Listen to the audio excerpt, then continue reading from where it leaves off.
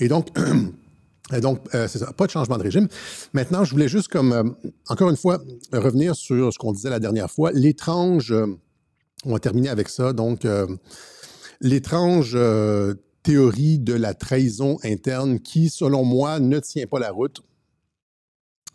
La théorie de la trahison interne qui ne tient pas la route parce que le ministre de la Défense ainsi que le responsable des forces aériennes, le commandement des forces aériennes, n'ont pas été relevés de leurs fonctions, n'ont pas été arrêtés, etc. Alors que s'il y avait eu une trahison interne, c'est-à-dire, tu sais, on disait, par exemple, les S-400 n'ont pas été utilisés, les S-300, n'ont même pas été utilisés, rien, il n'y a comme pas eu d'anti-aérien, il y a eu zéro, au Québec, on dit fuck all, il y a eu fuck all, il y a eu zéro, il y a eu ils ont gagné la supériorité aérienne en 3 jours.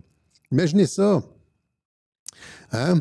Trump dit ici, nous avons le contrôle complet et total du ciel au-dessus de l'Iran, etc., etc. Good stuff. Nobody does it better than the good old USA. Nous avons le contrôle total du ciel. Et là, pensez-vous, c'est comme, c'est comme cette attaque contre le nucléaire iranien. Demandez-vous si c'est possible d'avoir le contrôle du ciel de l'Iran entre ça. Il a tweeté ça lundi matin. À partir du moment où j'ai vu ça, je me suis dit... OK. Regardez ici, c'est ça. Donc, il dit on a le contrôle total du ciel iranien. Contrôle du ciel, Israël réalise en 48 heures ce que la Russie n'a pas réussi à faire en presque 4 ans, 3,5 ans. Israël réussit. T'imagines à quel point, là, on peut célébrer ça. Israël est tellement miraculeux qu'ils ont réussi en 48 heures ce que la Russie n'a pas réussi en 3,5 années. Mais c'est beaucoup plus que ça. C'est beaucoup plus que ça. Regardons les forces aériennes juste pour vous, c'est juste pour vous montrer qu'il y a quelque chose qui cloche dans toute cette histoire-là. Donc, si vous regardez ici, vous allez sur le site du World Directory of Modern Aircraft, le directorat mondial ou le glossaire mondial des avions militaires modernes. Vous voyez que Israël a 272 chasseurs, avions qui peuvent intervenir dans une opération comme celle-là, alors que l'Iran en a 231. Okay. Donc, un peu moins qu'Israël, et la flotte aussi de l'Iran est vieillissante, elle n'est pas aussi, à jour qu'Israël, que celle d'Israël. Mais quand même, il y a comme, tu sais, c'est pas complètement disproportionné, c'est pas du 10 contre 1, là, hein? Or, il n'y a rien, il n'y a eu aucun combat aérien, zéro, niet, nada, il n'y a eu aucun... La seule chose qu'on voit, c'est des supposés... des avions iraniens qui se font frapper au sol. Par des drones, nous dit Tsahal. Regardez ça ici, là. Hein, donc, Israël, un drone israélien frappe un avion militaire iranien sur le tarmac qui s'apprêtait à décoller. Imaginez combien ça prend de temps. En fait, moi, j'ai fait... C'est pour vous dire qu'il y a plein de bullshit dans ce qu'on lit. Il n'y a aucun drone israélien qui se rend d'Israël, d'une des bases aériennes d'Israël jusqu'en Iran. Ils n'ont juste pas la portée, c'est 1200 km. OK? Donc, le Herbet Hermès 450 a 300 km de portée. Le Herbet Hermès 900 a 700 à 900 km de portée. Il arrive, il ne se rend même pas à la frontière. Il s'écrase au-dessus de l'Irak. Le IA Hearthrop a 1000 km de portée. Encore une fois, il s'écrase à quelque part en Irak. Et aussi, le seul qui pourrait se rendre, c'est le IAI Héron TP Eitan. Donc, c'est celui-là ici. Tu sais, c'est les drones auxquels on est habitué de voir. Hein? Sauf que le problème avec ce drone-là, c'est quoi? Il y a peut-être une portée pour se rendre, mais il vole à 300 km/h, pas à Mach 10. 300 km/h, c'est comme, il n'y a rien de plus facile à intercepter. C'est comme, c'est quoi l'expression que je cherche, là, tirer au poids, il n'y a aucune capacité de résister à quelque système antiaérien que ce soit. Même pas le S-300 ni le S-200. Le S-300, les gens disaient ouais, le S-400, Alexis, les Iraniens sont peut-être pas comme habitués, ils ne l'ont peut-être pas reçu. C'est nouveau, puis ils ne savent pas comment l'utiliser. Oui, c'est des mollahs, c'est sûr qu'ils ne savent pas comment utiliser l'équipement militaire qu'ils achètent, mais le S-300, ils savent qu'ils auraient pu l'arrêter. Ça vole à 300 km/h. Le S-300 peut arrêter quelque chose qui va à Mach 10. Ça, c'est 300 km/h. Et là, on nous montre des vidéos, par exemple, Tsahal nous montre des vidéos d'avions à 300 km/h, ça veut dire que ça lui prendrait au minimum 4 heures se rendre. Et là, on nous dit, on nous montre des images, j'ai pas les images là, ici, mais on nous montre des images de ces drones-là qui, n'ont pas la portée, mais s'ils avaient la portée, ça prendrait 4 heures se rendre facilement arrêtable, etc., qui frappent des aéroports iraniens, des avions. Et là, tu vois l'espèce de boule de feu, l'avion bouge même pas, il n'y a même pas de... Il y a quelque chose de vraiment étrange là-dedans. En tout cas, tout ça pour dire que il y a comme on nous gave là, de trucs. Si les personnes n'ont aucune connaissance militaire, ça va passer. Mais à partir du moment où tu fouilles un peu, c'est gros comme le bras. Voilà. Donc et là, revenons à notre truc s'il y avait eu une trahison de l'intérieur, le chef de l'armée aurait été limogé. C'est lui le chef de l'armée, il n'a pas été limogé. Et donc, c'est toujours un loyaliste du régime qui a fait son travail. La force aérienne iranienne qui dispose de 231 avions n'est pas entrée en combat. Et là, par la suite, pensez, l'Iran qui n'a tiré aucun missile sur les bases aériennes, alors que c'est de là que viennent les attaques. L'Iran qui dispose des missiles, j'aurais dû l'avoir ici, l'image du missile, c'est le Fatah 2. Fatah 2, iranien. Est-ce qu'on peut avoir une image pour ceux qui écoutent, s'il vous plaît?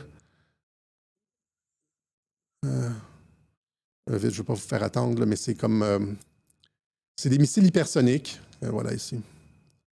C'est des missiles hypersoniques extrêmement performants qui qui sont pratiquement inarrêtables par l'anti-aérien. Tout le monde le sait, c'est comme les missiles hypersoniques russes qui sont manœuvrables et inarrêtables. Ils auraient pu détruire 1000 fois ils auraient pu. Moi, on sait qu'est-ce qui se passe avec les Russes là, quand j'avais encore une des Russes qui frappent des aéroports ukrainiens avec des missiles hypersoniques. T'envoies 12 missiles hypersoniques sur un tarmac ou un site de lancement. Il ne reste plus rien. Les Iraniens n'ont pas fait ça du tout. Ils ont laissé les bases. Pensez-y justement là, comme réfléchissez 2 secondes, sortez de l'événementiel et des images d'édifices, de devantures d'édifices écroulés qui sont toutes des infrastructures civiles sans aucune importance. Et dites-vous que l'Iran a frappé aucune cible stratégique en Israël. Les bases aériennes sont intactes et les avions décollent. Et ils n'ont pas frappé ni avec leurs avions, ni avec leurs missiles, ni avec quoi que ce soit. Alors, soit c'est arrangé avec Israël, soit il y a une retenue incroyable de la part de l'Iran dans tu sais, genre, on va prendre le coup, là. On va pas utiliser nos avions, on va pas utiliser nos missiles, on va prendre le coup. Peut-être que c'est arrangé avec Trump dans le genre, prenez le coup, puis après ça, on va diffuser l'affaire en faisant une frappe sur votre nucléaire en disant le nucléaire, c'est fini, on peut commencer à négocier maintenant. C'est possible que ce soit ça en diplomatie. Hein. Si vous lisez les livres d'histoire, Deuxième Guerre mondiale, etc., il y a toujours une incroyable activité diplomatique en coulisses. L'histoire en coulisses de la Deuxième Guerre mondiale est absolument fascinante. Pas juste les opérations militaires sur le terrain, mais le ballet diplomatique, les tentatives de négociation, les ententes, c'est ça. Et donc, c'est peut-être ça qui se passe ici, mais tout ça pour dire que, encore une fois, ce chef, comment il s'appelle? Hamid Vahedi, le chef de l'armée de l'air iranienne, n'a tiré aucun missile hypersonique sur les bases israéliennes, pensez-y, là. Et il laisse les avions israéliens décoller et n'a utilisé aucun de ses avions et n'a utilisé aucun de ses S-400, ni de ses S-300, ou presque. Hein? Et la seule chose qu'on a vue, et là, des gens me challengeaient sur Twitter, ils disaient, quelle preuve as-tu que l'Israël empêche? Il n'y a aucune source là, qui dise que... donc, et si quelqu'un a essayé de me fact-checker ici, je ne sais pas si c'est CCCP Sébastien, Grok, les sites militaires israéliens sont-ils tous intacts, demande-t-il. Le Grok répond, les sites militaires israéliens semblent intacts selon les informations disponibles le 21 juin 2025. Aucune source israélienne ou indépendante ne confirme des dommages causés par des frappes iraniennes sur des cibles militaires israéliennes. Réveillez Calis! C'est pas sérieux comme bataille, c'est pas du tout comme ce qu'on a vu durant la guerre du Golfe en Serbie en 99, durant la guerre, là, ce qui se passe en Ukraine, c'est complètement ridicule. OK? La seule chose qu'on a vu, c'est ça ici, regardez là. Pour bien, tu sais, Tsahal affirme qu'un drone iranien a frappé la zone ouverte dans le Negev. 2 autres ont été abattus au-dessus d'Arava. Tu sais, c'est comme près d'une base militaire, dans un champ loin, un drone. Et là, on ne sait même pas si ça a réellement eu lieu. La seule chose qu'on voit, c'est un pouf de sable. Tu sais. Mais les bases sont intactes, tous les sites sont intacts, rien, aucun missile hypersonique sur la Knesset, etc., etc. OK? Donc, et après ça, en ce qui concerne cette histoire qu'il y a des milliers d'agents du Mossad en Iran, etc., ça serait crédible. À Montréal, c'est une plaque tournante du Mossad, tout le monde le sait, on l'a dit 1000 fois. Mais dans un pays fermé comme l'Iran, où il n'y a personne, les Iraniens n'ont pas vraiment le droit de sortir et les étrangers qui rentrent sont scrutés à la loupe, au peigne fin, etc. C'est très difficile de développer des réseaux, surtout avec un régime totalitaire. Pensez juste à nos services de renseignement ici qui savent tout sur nous, qui infiltrent les groupes d'opposition. Les groupes d'opposition en Iran sont infiltrés par le régime. Tout le monde, et c'est pour ça que la seule chose que le Mossad a été capable de faire, c'est genre des attentats à la voiture piégée ou ce genre de choses-là, mais nous faire croire qu'ils ont un réseau de 1000 ou 5000 personnes, que l'Iran n'a rien vu, que les services de renseignement iraniens qui ont juste ça à faire de leur journée, de chercher des agents du Mossad, puis d'écouter les conversations, piéger les gens, suivre les gens, puis questionner, puis torturer même, qu'ils ont juste ça à faire avec des agents doubles dans les cellules d'opposition, etc. Qu'ils ont laissé comme genre des milliers d'agents du Mossad. Ça relève un peu du petit renne au nez rouge. Là. En tout cas, je trouve ça extrêmement farfelu. De toute façon, s'il y avait eu des agents du Mossad comme ça, tu n'as pas l'ensemble du système aérien d'un pays qui devient inactif. Tu as une personne ici, une personne là. Tu as un système S-400 qui est compromis. Puis après, le gars se fait fusiller. Et puis le commandant aussi doit répondre de ses actes. Puis ça s'arrête là. C'est la première journée. Là, on dit qu'en 48 heures, ils ont atteint la supériorité aérienne en 48 heures. Est-ce que c'est possible? Les Russes n'ont pas été capables. Puis là, rappelez-vous, durant la guerre du Golfe, OK? Juste pour vous dire, encore une fois, je veux juste que les gens soient frappés par l'impossibilité de ça. Parce que les gens pensent que c'est réel.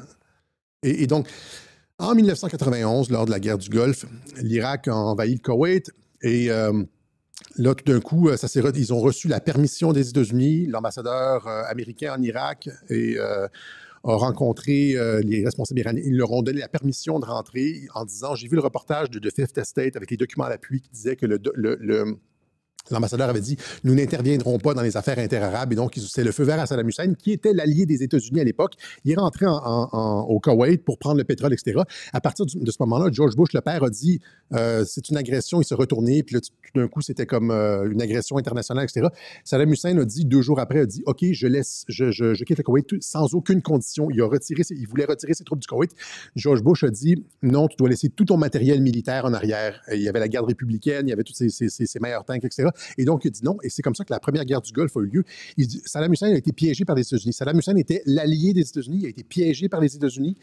Et tout ça, c'est pour dire que l'Irak, à cette époque-là, n'avait pas un système anti-aérien extrêmement sophistiqué, ne se préparait pas, contrairement à l'Iran, comme depuis 40 ans, l'Iran se prépare depuis cette guerre-là du Golfe de 1991 à un aplatissement. Ils ont vu c'était quoi la puissance de feu aérienne américaine et donc ils préparent leur système anti-aérien depuis ce temps-là, contrairement à l'Irak.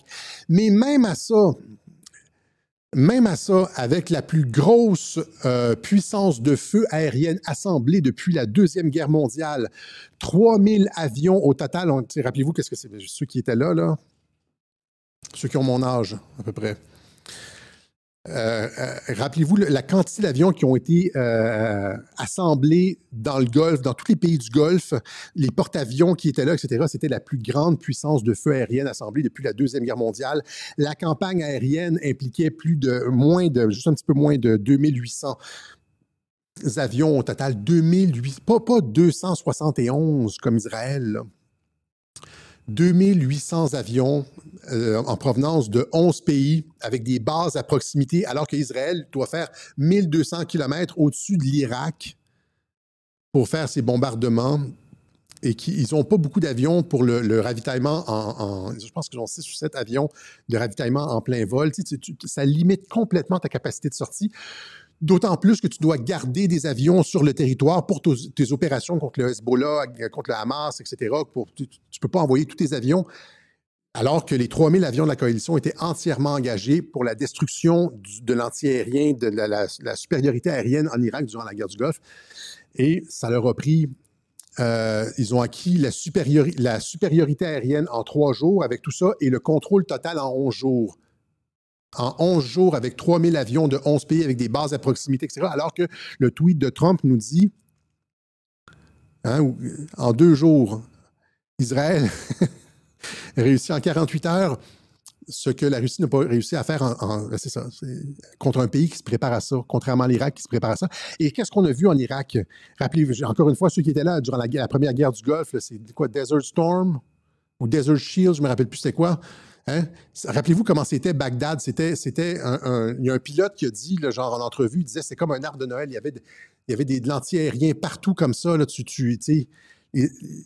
les avions, les avions zigzaguaient entre les anti-aériens. C'était comme like a Christmas tree, comme un arbre de Noël, disaient les pilotes. Et malgré une défense comme ça, il n'y a rien eu de ça. Vous avez vu quelque chose de similaire à ça dans le ciel ou comme rien en Iran, rien. Ni les avions n'ont pas décollé, il n'y a pas de combat aérien, alors que rien, pas d'anti-aérien, pas de S-400, pas de rien. Et là, les gens disent il y a un conflit entre Israël a pris le contrôle du ciel.